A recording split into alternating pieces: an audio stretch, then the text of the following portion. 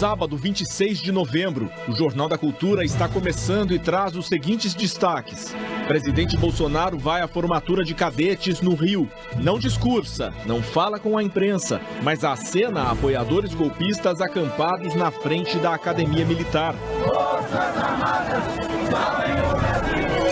Rombo no orçamento é desafio para novo governo administrar o país. Faltam verbas na maioria dos ministérios para atender necessidades básicas dos brasileiros. Brasil perdeu 300 bilhões de reais para o mercado ilegal no ano passado. Auditores da Receita reclamam do abandono do governo federal. Não tem gente nem recursos suficientes para fiscalização de fronteiras e estradas. O caso é de uma deterioração progressiva, e que se agravou muito nos últimos anos. Então o governo precisa reequipar a Receita Federal. A falta de saneamento básico deixa quase 100 milhões de brasileiros expostos a diarreia, leptospirose e malária. Aqui em Rondônia, 9 em cada 10 moradores não têm qualquer acesso a esgoto encanado. A comemoração dos Panará pelos 25 anos de retorno ao território de onde foram expulsos durante a ditadura militar.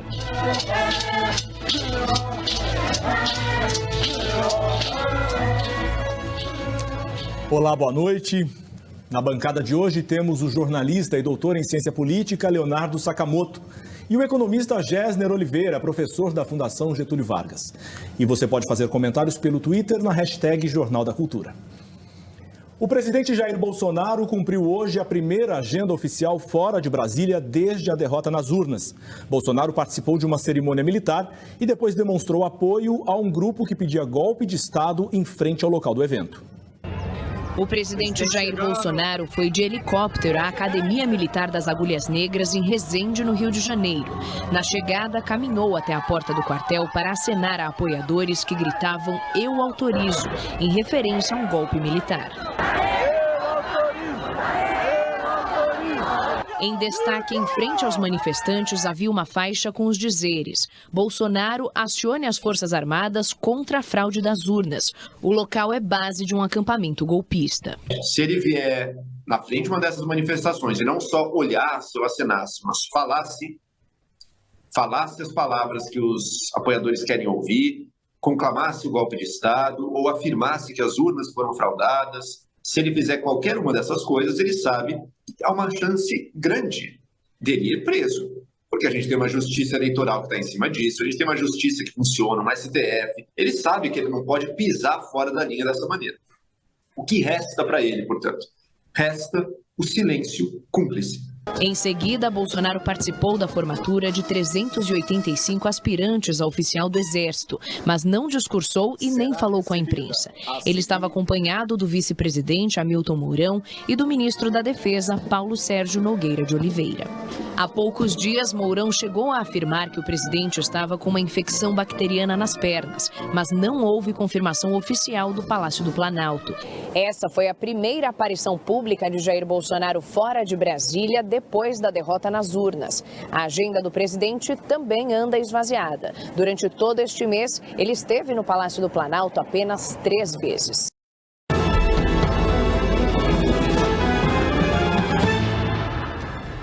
Vice-presidente eleito Geraldo Alckmin diz em evento em São Paulo que quer apostar em irresponsabilidade fiscal. Vai errar. Mas desconversa quando a pergunta foi sobre quem será o ministro da Fazenda e quando o nome será divulgado. Diz apenas que está perto. No mesmo evento, ministros do STF reafirmam que as eleições foram democráticas e que o resultado deve ser respeitado. Copa do Mundo do Catar. França é o primeiro país a se classificar para as oitavas de final com a vitória em cima da Dinamarca. A Argentina segue viva na Copa depois da vitória por 2-0 sobre o México.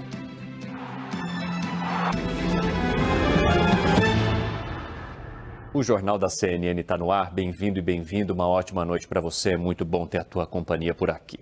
Vamos começar a falar do presidente da Câmara dos Deputados, Arthur Lira, que já conseguiu o apoio formal de pelo menos 10 partidos para garantir a reeleição. As duas maiores legendas, PT e PL, também devem endossar a lista de Lira.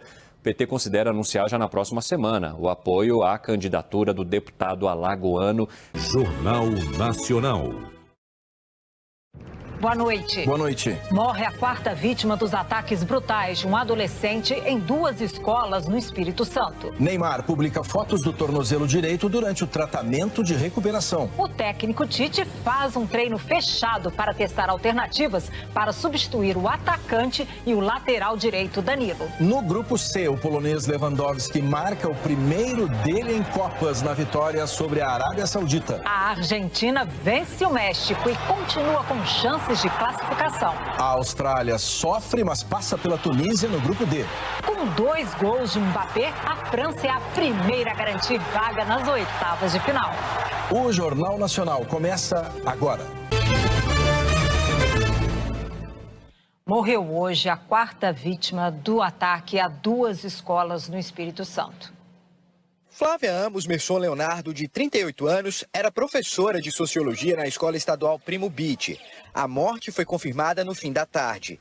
Em Aracruz, muita dor e perplexidade no enterro da professora de artes Maria da Penha Pereira de Melo Banhos, de 48 anos. Ela deixa 3 filhos e um marido. A prioridade agora é cuidar das crianças, né? Cuidar das crianças. E tudo que agora eu tenho, o foco é eles. O foco é eles, é ver, trabalhar, estudar como é que eles vão se comportar, né? Selena Sagrilo, de 12 anos, foi enterrada em Ibiraçu, também no norte do estado. Eram os últimos dias da menina em Aracruz. A família estava de mudança para a Bahia. A minha filha, ela sempre foi luz e amor, né? E hoje eu perdi minha filha pro ódio. Eu espero que o Brasil melhore, que as coisas melhorem, que as pessoas se unam. Que o mundo entenda que o amor é importante acima de tudo. Já chega de tanto ódio gratuito. Minha filha não fez nada. E quantas outras mães estão na mesma situação que eu? Quantas outras vítimas em escolas a gente vai ter? A gente precisa de amor agora. E de paz. É isso. O corpo da professora de matemática Cibele Passos Bezerra Lara foi cremado no município da Serra. As cinzas serão levadas para Pernambuco, estado onde ela nasceu. Em frente às escolas, flores e velas. Homenagem às vítimas do ataque covarde e monstruoso. O jogador Richarlison da seleção brasileira, que é capixaba, usou as redes sociais para se solidarizar com as famílias das vítimas. Em depoimento, o assassino disse que planejou o ataque há 2 anos e que agiu sozinho. Disse também que manuseava as armas do pai, um policial militar, escondido, sem ninguém saber.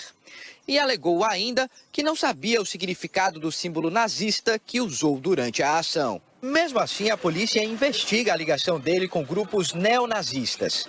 O adolescente foi levado para uma unidade socioeducativa na região metropolitana de Vitória.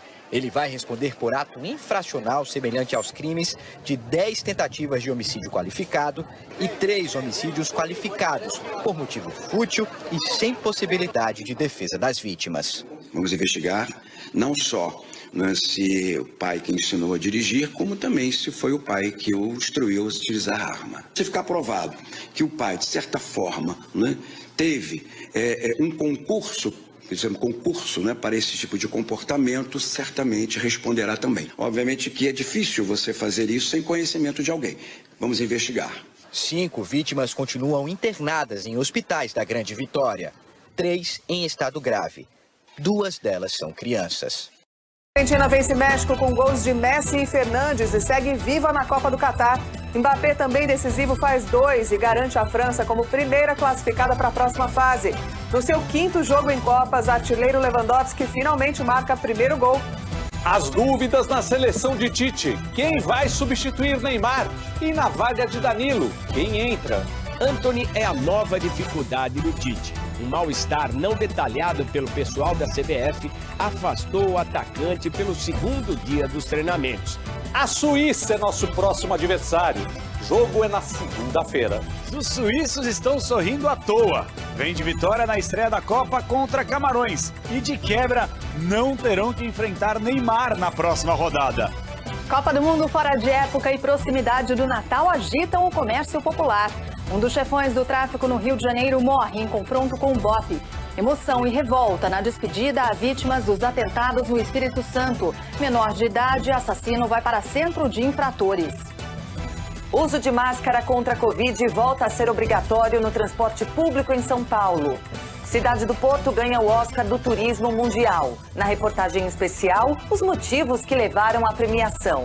E é interessante que cada parte dá para ver um pouquinho da cidade. Ó, Matheus, vamos ver se tu consegue aí. O Jornal da Band está no ar.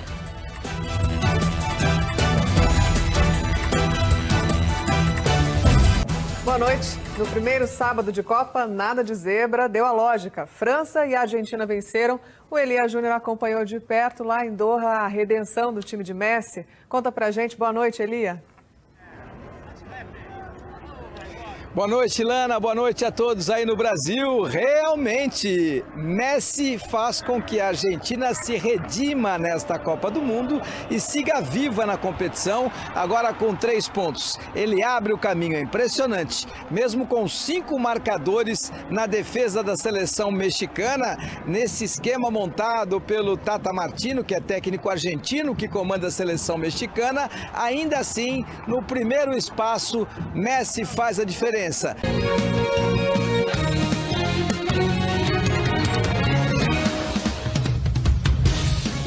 Olá, boa noite. Boa noite, seja bem-vindo ao Rede TV News. Presidente Jair Bolsonaro participa de formatura de cadetes em Resende, no Rio de Janeiro. Morre a 4ª vítima de ataques em escolas em Aracruz, no Espírito Santo. Uma estudante e 2 professoras são enterradas. E você vai ver também. O uso da máscara volta a ser obrigatório no transporte público do estado de São Paulo. Na Itália, fortes chuvas causam deslizamentos. Uma mulher morreu. Na Copa do Mundo, Neymar posta foto de tratamento no tornozelo e Casemiro chama de mau caráter aqueles que comemoraram lesão do atacante. E Mbappé classifica a França para as 8ª de final. A Argentina alivia a pressão com vitória sobre mexicanos. Essas e outras notícias você vê aqui no Rede TV News.